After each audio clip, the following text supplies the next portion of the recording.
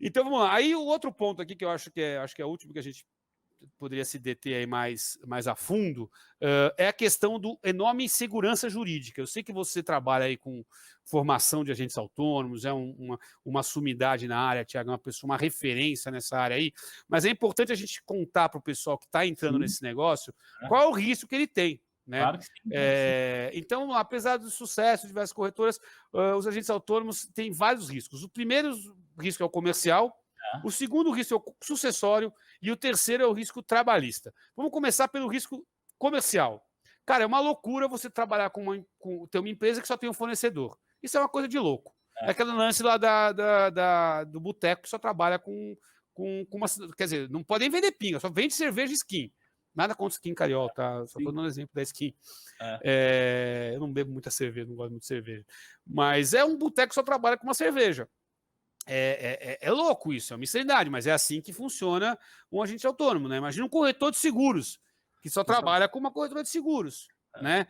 Um médico que só pode trabalhar no hospital, né? É assim que é o trabalho dos agentes autônomos. Por força da legislação, foi implementada a exclusividade, né? E mais, isso que é mais louco, Thiago, isso ninguém fala, cara, mas é uma das piores coisas que tem no mercado de agente autônomo de investimento. Você sabe que se você é agente autônomo de uma corretora e você for descredenciado dessa corretora, e a corretora pode descredenciar sem dar nenhum motivo. Ela pode dizer, não gosto mais do Thiago, não quero mais você. Não tenho mais interesse comercial na nossa relação, Thiago, acabou. Você tem que ficar... Se essa corretora não te der uma cartinha de referência, uma cartinha de alforria, que eu gosto de chamar, né? Se não te der uma cartinha de alforria, você é obrigado a ficar 60 dias sem trabalhar, irmão. Nossa, velho. Isso é lei. Isso está na lei. Isso, assim, a Bolsa exige para credenciar. Isso não é nem na CVM, tá? Para credenciar um agente autônomo em outra corretora, se ele está menos de 60 dias que ele saiu de uma corretora, ele precisa ter a carta de referência desta corretora para poder ser credenciado na outra. Nossa, velho. Então, quando um agente autônomo muda de corretora para a Bolsa, quer dizer, o cara saiu da corretora A e foi para a corretora B, para a Bolsa, para valores imobiliários, a corretora que a gente chama de principal, né? Ele tem que ficar 60 dias sem trabalhar. Ele não vai poder contactar os clientes, não vai poder, quer dizer, pode até falar com os caras, porque ninguém pode proibir você de ligar para alguém. Mas você não vai poder operar. Mas não vai poder abrir conta dos caras, não vai poder operar, não vai poder ter sistema de outra corretora. Então você vai ter um hiato aí de 60 dias no qual a corretora que você saiu vai pegar a tua lista de clientes e vai ligar para todos. É claro, E você não vai poder atender os caras. É muito louco. Então, quer dizer, é uma insanidade, é um super risco comercial. Você monta um negócio que do dia para a noite você pode perder ele. A corretora te desliga e você vai ter que começar do zero. Você não pode ligar em outro lugar, né? Não pode plugar a tua... Então, se você não tivesse a exclusividade, você tem parceiro com a corretora A. Você gostou da corretora B, quer trabalhar com ela também, você abre a sua parceiro com a corretora B. Gostou da corretora C, você abre com a C e vai abrir com as suas corretoras. E vai ser bom para você, vai ser bom para os seus clientes, e você não precisa sair. Às vezes essas brigas, não, porque o fulano saiu de uma corretora e foi para outra. Às vezes eu até provoco, né? Eu falo assim, mas por que você saiu dessa corretora e foi para outra? Não, porque eu tinha que sair. Você não podia ter aberto com a outra? Não, podia, mas eu não podia fazer bolsa com a outra. Ah, então você queria fazer bolsa também. Ah, então tá bom. Eu sei que o cara quer fazer, ia ter que mudar. Mas assim, são 60 dias que o cara fica lá e assim, nenhuma corretora dá essa cartinha, Thiago. Nenhuma corretora dá essa cartinha. Claro. Quer dizer, eu sei de algumas que dão. Eu sei de algumas que não posso mentir, que eu sei que algumas que dão em alguns casos, né? Mas via de regra, não dá essa cartinha e ficam 60 dias atacando a tua base. Né?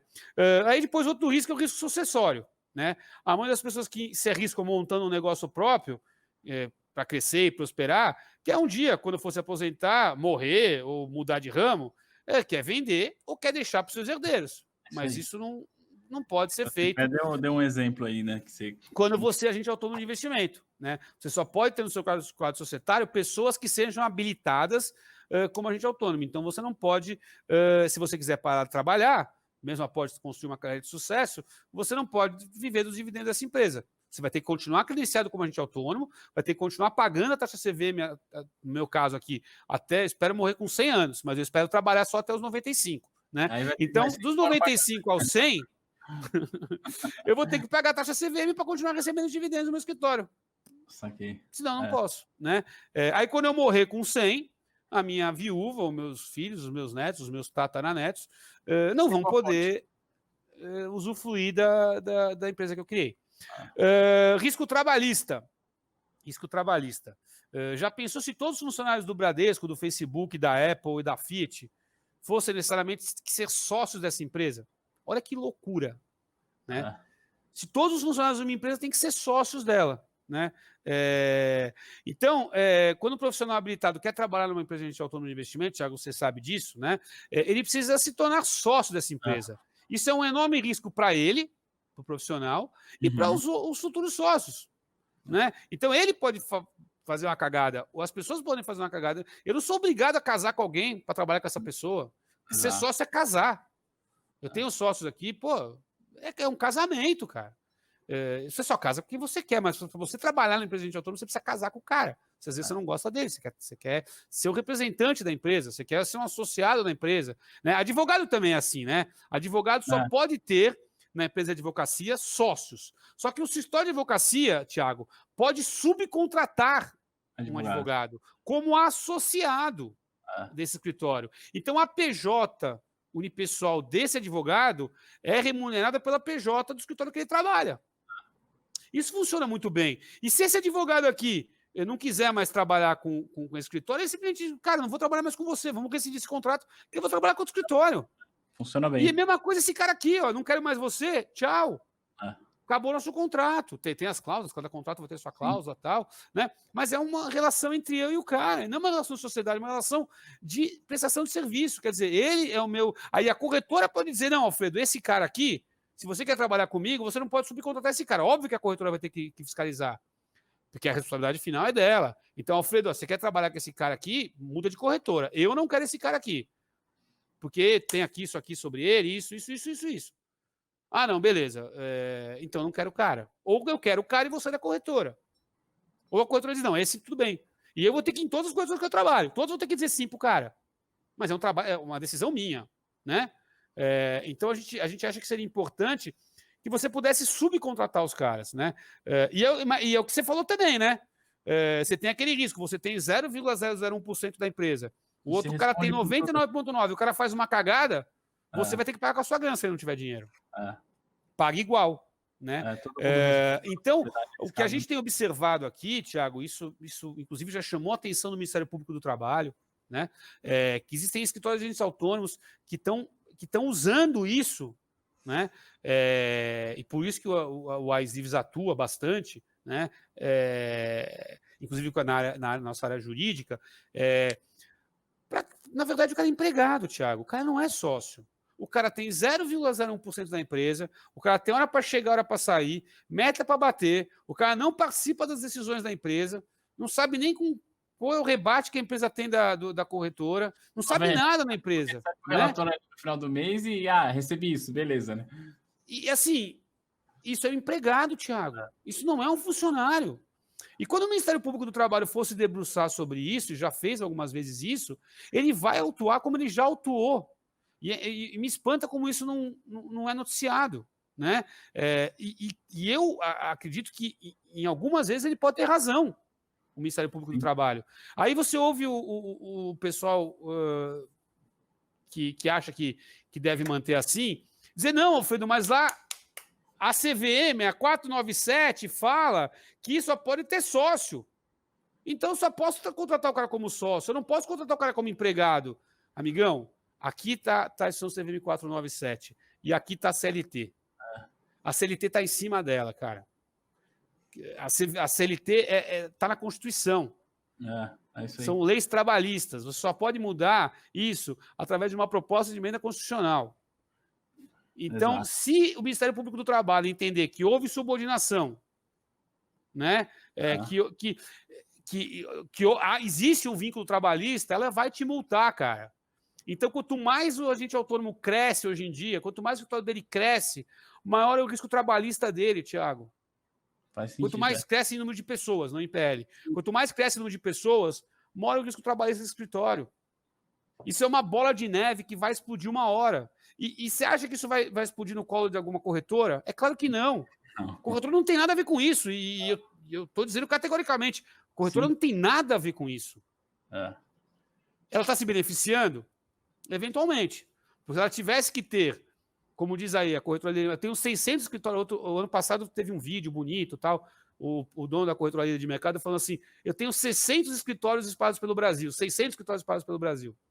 Tá lá na propaganda dele. Eu tenho 600 escritórios espalhados no Brasil.